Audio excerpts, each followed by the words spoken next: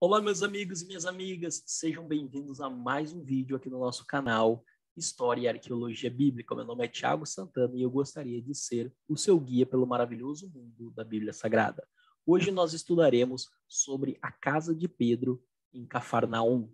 Mas antes disso, deixe-me convidar você a se inscrever no nosso canal, a curtir o nosso vídeo e compartilhar com seus amigos. Também comente aqui no vídeo, né? E quando você se inscrever, não se esqueça, né? Quando você fizer a sua inscrição, não esqueça-se de clicar no sininho das notificações para você ser notificado toda vez que postarmos novos vídeos aqui.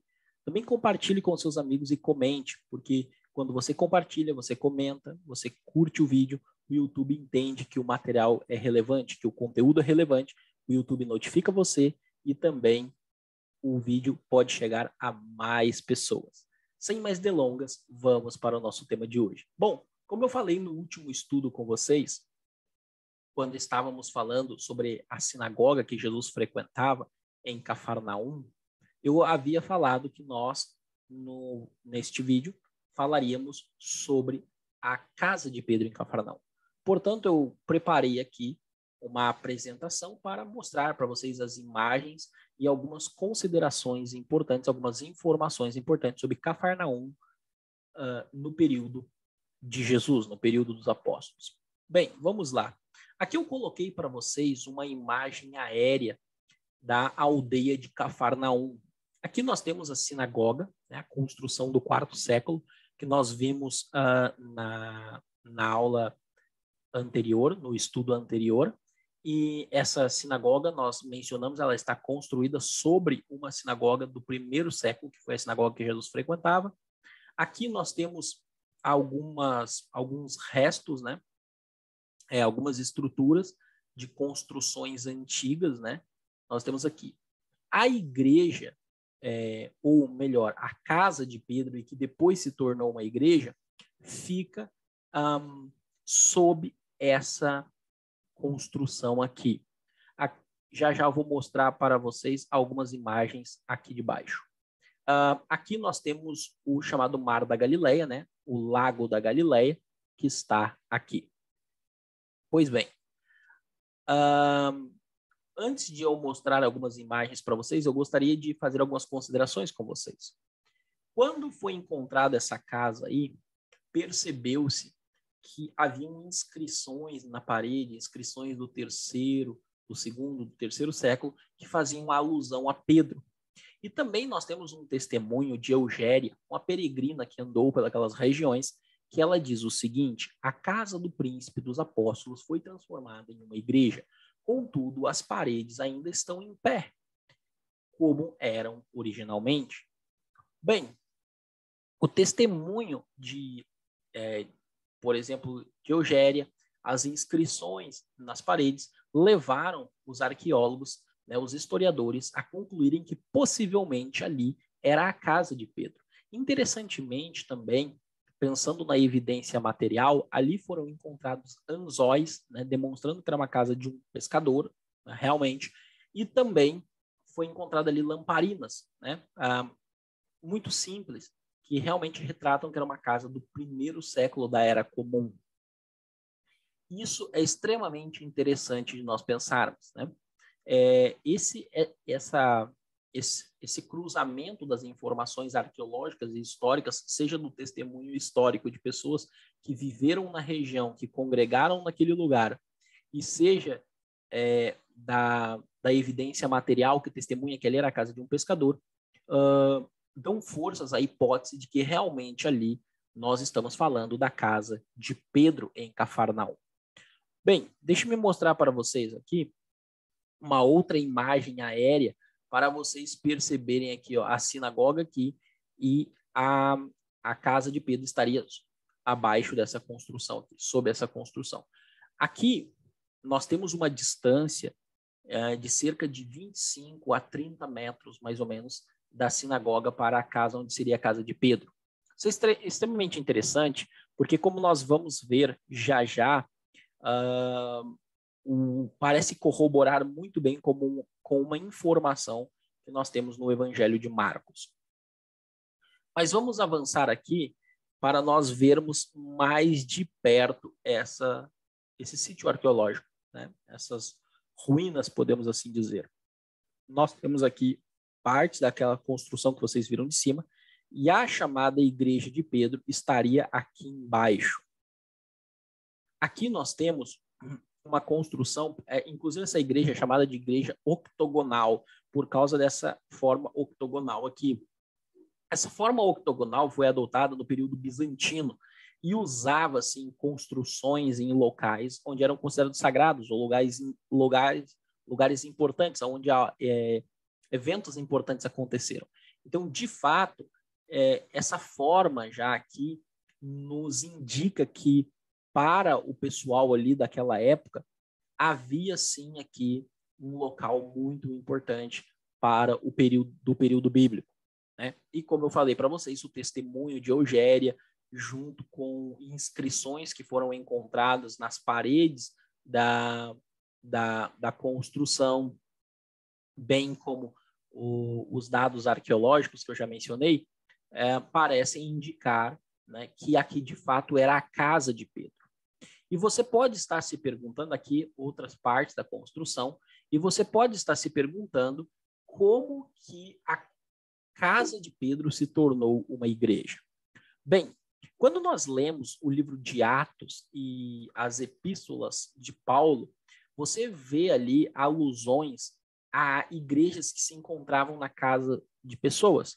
Um exemplo está ali em Colossenses, capítulo 4, versículo 16, versículo 15, né? Que diz assim: saudai aos irmãos de Laodiceia e Ninfa e a igreja que ela hospeda em sua casa. Você tem vários textos na Bíblia grega, né, no chamado Novo Testamento, que falam da igreja que se encontrava na casa de alguém. Vou explicar isso melhor para vocês. O que acontece? Durante o primeiro século, boa parte dos judeus crentes em Jesus e também dos gentios congregavam na sinagoga junto com os judeus não crentes em Jesus. Por isso, inclusive, que muitos debates surgiam e muitas discussões surgiam, né? Até porque eles compartilhavam o mesmo espaço. Porém, quando as discussões entre judeus não crentes em Jesus e judeus crentes em Jesus e gentios crentes em Jesus se tornaram mais quentes, né, mais acaloradas, isso fez com que fosse gradativamente havendo uma separação entre estes grupos. E, somada a perseguição por parte dos romanos em alguns locais aos seguidores de Jesus, isso fez com que eles começassem a se reunir nas casas, e principalmente para algumas cerimônias, como o ágape, né, os encontros deles, a Santa Ceia deles. Então, que eram algumas cerimônias que eles não tinham como fazer na sinagoga, então eles faziam nas casas. Possivelmente no Shabat, no sábado, eles estavam na sinagoga, e algumas outras reuniões eles comemoravam nas casas deles. Então, a partir daí começou a surgir a chamada, o que os arqueólogos, exegetas e historiadores chamam de domos eclesias, que eram as igrejas nas casas. Os cristãos, os primeiros seguidores de Jesus, não se reuniam nas casas. E isso aqui é super importante, né? Porque às vezes nós lemos igreja no Novo Testamento, ali na Bíblia grega, e por nós não conhecermos esse cenário histórico, podemos ser levados a pensar que igrejas é algo como nós temos hoje, né? Um templo com bancos, com púlpito e assim por diante. E não era isso que eles tinham naquela época, tá? Igrejas como nós conhecemos hoje, isso é um fruto do quarto século, né? A partir de Constantino, quando você tem a construção da Basílica de São Laterano e outras construções grandes, você tem prédios, né? E aí você tem essas construções e você tem essas igrejas. Mas isso não existia na época do Novo Testamento. Quando se fala de igreja, geralmente você vai ver falar a igreja que se encontra na casa do fulano. Então eram casas humildes, casas de cristãos, onde eles se reuniam para compartilhar da sua fé. Ok? É interessante também mencionar que, se nós formos pensar até mesmo nas sinagogas, né, o testemunho arqueológico que nós temos é que a maior sinagoga que foi encontrado parece que comportava no máximo 70 pessoas. Então, assim, isso eu estou falando da maior, isso não era comum, tá? Essas comunidades sinagogas e também as igrejas do lar eram comunidades pequenas, tá? Eram comunidades pequenas, comportavam pequenos números de pessoas, não eram grandes movimentos, ok? Ali cheios de pessoas. Você tinha esses lugares espalhados em todo o canto. Então, o que acontece? Possivelmente a igreja de Pedro aí, né, a casa de Pedro, se tornou uma igreja dessa forma. No início era uma doma eclesia, era uma igreja do lar, começou e aí foi, e com o passar dos anos foi se fortalecendo essa tradição, essa igreja foi se fortalecendo e se construiu mais tarde, no segundo, no terceiro século, se construiu ali uma igreja mesmo, né? E no quarto século você já tem construções mais elaboradas, e aí então ficou aí como sendo a igreja de Pedro, certo? E aí que era muito próximo dessa sinagoga. Então, isso é muito interessante de vocês observarem esse fenômeno histórico, tá? Acontecendo. Então, aqui nós temos o sítio arqueológico. Agora, eu gostaria de falar um pouco para vocês, falar um pouco com vocês acerca da realidade social de Cafarnaum, né? Dentro desse contexto. Por exemplo, o arqueólogo José Ademar Keffer, ele diz o seguinte: a estrutura da cidade era precária. Não havia muralha, nem portão de entrada, nem construções greco-romanas, nem edifícios públicos, hipódromo ou teatro, nem ruas pavimentadas. Portanto, bem inferior a Tiberíades, cidade vizinha que ficava a uns 15 quilômetros ao sul, ou as cidades da Decápolis. Os arqueólogos não encontraram templos nem inscrições públicas tão comuns em qualquer cidade greco-romana. Cafarnaum não era uma cidade de luxo. As casas eram rudes e simples. Não foram encontrados os arcos de pedra de estilo romano nas construções das casas, tampouco telhas. E ele diz mais: as casas eram de madeira, barro e palha. As lamparinas eram simples, feitas de cerâmica local. Portanto, Cafarnaum não era uma cidade greco-romana e sua população era muito pobre. É interessante de nós notarmos, e você pode encontrar essa descrição de Cafarnaum em vários arqueólogos, em vários historiadores, ok? Você pode encontrar em vários historiadores e arqueólogos essa descrição aqui que é apresentada pelo Keffer. Cafarnaum era uma cidade relativamente pobre, simples, as casas de madeira, barro e tijolo. De fato, vários arqueólogos comentam que, por exemplo, a casa que nós teríamos ali, a casa de Pedro e outras casas, elas não aguentavam nem mesmo um telhado de alvenaria. Mas se você tentasse colocar um telhado de alvenaria, como nós conhecemos hoje, elas não aguentavam, não tinham estrutura para isso. Eram casas extremamente simples. A aldeia de Cafarnaum devia ter uma população em torno de 1.000 pessoas, talvez um pouco mais, essa aldeia. Tá? Então, é uma aldeia bastante simples. Tá? Isso é interessante, porque se nós formos pensar nessa realidade social e no milagre também, e eu falei para vocês da distância, né, entre a sinagoga e a casa de Pedro, que daria algo em torno de 25 a 30 metros, isso é interessante, por quê? Porque se você ler o relato do Evangelho de Marcos, ali no capítulo 1, verso 29 a 31, onde fala da cura da sogra de Pedro, diz assim: logo que saíram da sinagoga, foram com Tiago e João à casa de Simão e André. Então, veja, eles saem da sinagoga em Cafarnaum e eles vão para a casa de Simão e André. Então, o próprio Evangelho atesta que, de fato, havia a casa de Pedro ali em Cafarnaum. E é interessante porque o texto, de fato, parece indicar que era próximo. E nós vemos aí pelo dado arqueológico que, de fato, era bem próximo aí, tá? A sinagoga da casa de Pedro. Isso corrobora bem com o que o Evangelho vem trazendo para nós. Então, e aí você tem um milagre de Jesus, que é exatamente a cura da sogra de Pedro. Antes de eu falar de um outro milagre que acontece aí, relacionado à casa de Pedro, é bastante interessante nós notarmos o que Greg Kanner nos diz no seu comentário histórico-cultural do Novo Testamento, acerca da realidade social da Palestina em geral e também dos seguidores de Jesus, incluindo aqueles que moravam em Cafarnaum, que nós já mencionamos. Ele diz o seguinte: poucas pessoas na Palestina judaica eram ricas, a maioria era relativamente pobre. A estimativa comum entre os estudiosos é de que 70% a 90% da população do império era formada por camponeses. Entretanto, algumas pessoas, como muitos pescadores, situavam-se, em geral, entre os ricos e os pobres. As distinções, nesse sentido, eram menos nítidas na Galileia do que em outras partes do império. Os pescadores galileus não eram camponeses. Tiago e João claramente não eram pobres. Eles tinham empregos, né? Empregados, desculpe. Tiago e João claramente não eram pobres. Eles tinham empregados, um privilégio apenas a pessoas relativamente abastadas. Simão e André tinham provavelmente um relacionamento comercial com Tiago e João.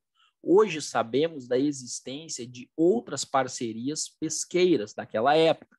Esta passagem indica que nenhum dos discípulos abandonou o seu ofício porque estivesse indo mal. Eles deixaram trabalhos que lhes proporcionavam uma renda relativamente alta. Isso aqui é extremamente interessante de se pensar, tá, gente? Por quê?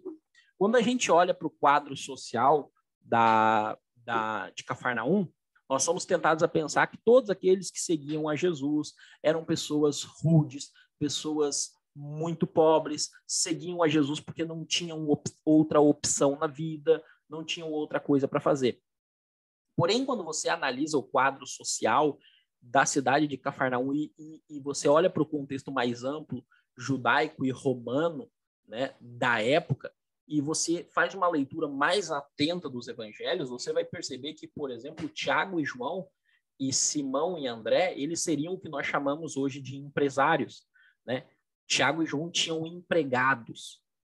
E ao que tudo indica, Pedro e André tinham relações aí comerciais com Tiago e João. Portanto, esses 4 discípulos de Jesus estavam longe de ser pessoas pobrezinhas e sem condições financeiras. Então, eles faziam parte de uma parcela da sociedade que tinha uma certa condição financeira. Isso até é extremamente interessante porque você percebe que eles seguiram a Jesus porque, de fato, eles acreditavam naquilo que Jesus pregava. Eles decidiram deixar tudo que eles tinham por isso. Não é que, tipo, assim, porque a imagem que muitas vezes se tem é uma imagem muito romântica, que imagina, Pedro estava lá pescando, Pedro não tinha nada na vida, então Jesus chega para Pedro e diz: vinde, vou fazer vocês pescadores de homens. Então Pedro larga a rede dele e tudo, porque afinal de contas Pedro não tinha mais nada para fazer da vida, Pedro era um pobre miserável, vamos assim dizer, e aí Pedro segue Jesus. Não é esse o quadro. Nós estamos falando de uma pessoa que, digamos assim, se nós fôssemos trazer isso para os nossos dias, né? Se nós fôssemos trazer isso para os nossos dias, uma pessoa que tem a sua vida estabelecida, tem o seu emprego estabelecido, tem os seus funcionários e, de repente, ele decide, por uma causa, deixar tudo para seguir a Jesus. Isso é extremamente interessante nós pensarmos. Caminhando para o final aqui, pensando nessa realidade social, nós temos ali também a cura de um paralítico. E aí nós conseguimos entender um pouco melhor, né, a cura desse paralítico. Porque fala de um paralítico, Jesus estava em Cafarnaum, em uma casa, talvez fosse a casa de Pedro, ou a casa de algum dos outros apóstolos, e ele estava pregando, e a multidão estava lá toda ouvindo, né? Ouvindo, estava lá todo mundo ouvindo. E, de repente, um paralítico que queria ser curado, mas não conseguia chegar até Jesus, então os seus amigos abrem, né, uma brecha no telhado, né? Ou, como diz aqui no texto de Marcos, removeram parte da cobertura, né, do lugar onde Jesus estava. Ou seja, agora você entende por que eles removeram de forma fácil. Obviamente não era um telhado como o nosso, era um telhado de palha, então, né, eles removeram isso e desceram o paralítico por ali, para ele ser curado. Então, é interessante se nós pensarmos também nisso, porque aí nos lança cor, né, um pouco sobre como era a casa, de certo, uma casa pequena, meio não muito grande, estavam todos apinhados, e eles deram um jeito de subir na casa, abrir o telhado lá, né, abrir a cobertura da casa e entrar. É interessante porque, se você notar, nas traduções, geralmente as traduções não traduzem por telhado. Geralmente eles põem cobertura, eira, exatamente para refletir essa realidade da época, tá? Essa realidade da época. Então, eu queria dizer só mais um pouco aí do ministério de Jesus em Cafarnaum, um pouco dos discípulos dele dentro de Cafarnaum, dentro dessa realidade social. Outros milagres possivelmente foram feitos em Cafarnaum, como a cura da filha de Jairo, possivelmente ela aconteceu dentro de Cafarnaum.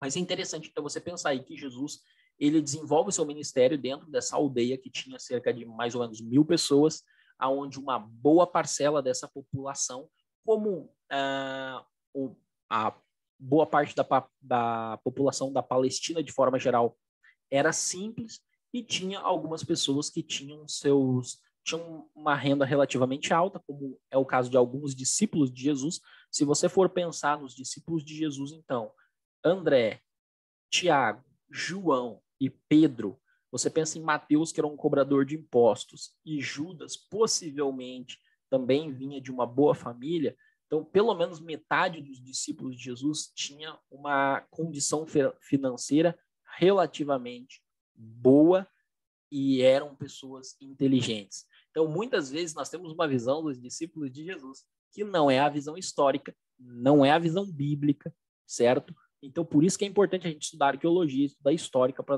história, para nós termos a percepção correta, né, do ministério de Jesus e o que a Bíblia está trazendo para nós.